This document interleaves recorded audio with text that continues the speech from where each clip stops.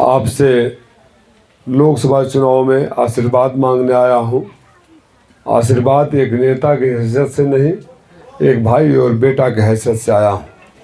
भाई और बेटा वो जो 10 साल पहले चुनाव लड़ा था, हार गया, लेकिन आप लोगों को छोड़कर नहीं गया। जब कोरोना आया तो जो पुलिस की गाड़ियों में अनाज, तेल, साबुन, मास्क, सैनिटाइज़र बट रहे थे, वो आपके इस भाई और बेटा का था। मैं ही भिजवा रहा था। जो ऑक्सीजन की सप्लाई मुफ्त में हो रही थी, वो मैं ही करवा रहा था। मैं स्वयं मौत के मुंह में था। मुझे कोरोना हो गया था। मुझे नहीं पता था कि अगले दिन जिंदा रहूँगा या नहीं रहूँगा। बस दिल में एक तमन्ना थी कि आखिरी सांस तक, जब तक होश रहे, लोगों की सेवा करता रहूं। और शायद आपके दुआओं का बदौलत है कि दो बार मौत के मुंह से बाहर आया। एक बार जब 2018 में मेरी माताजी, मेरे पिताजी सबका रोड पर एक्सीडेंट हो गया था, और एक बार कोरोना में।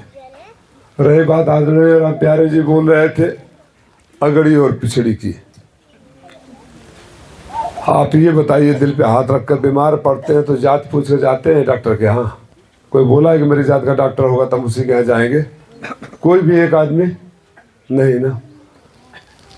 अपने बच्चों का एडमिशन कराते हैं तो मास्टर की भी जात नहीं पूछते।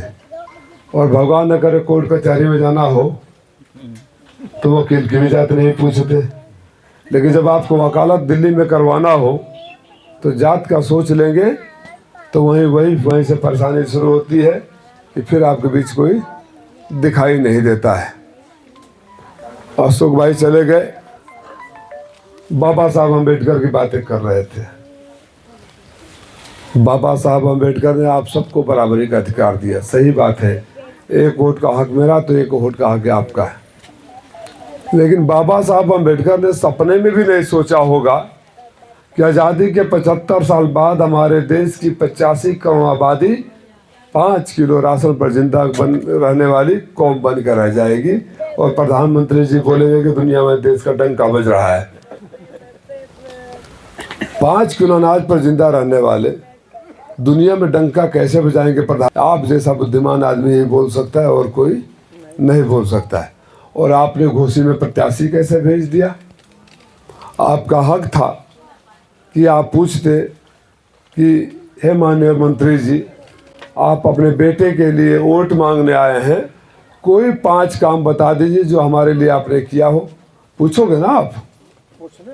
पूछना चाहिए, आपका हक बनता है। 5 साल में एक बार मौका मिलता है, और 5 साल में एक बार मौका मिलता है तो उन्होंने 5 साल में 3 बार अपने बेटे को 3 जगह से, 7 साल में 17 में बलिया से, 22 में बनारस से, 24 में घोसी आ गए। कहीं एक जगह नहीं टिके, किसी के नहीं हुए।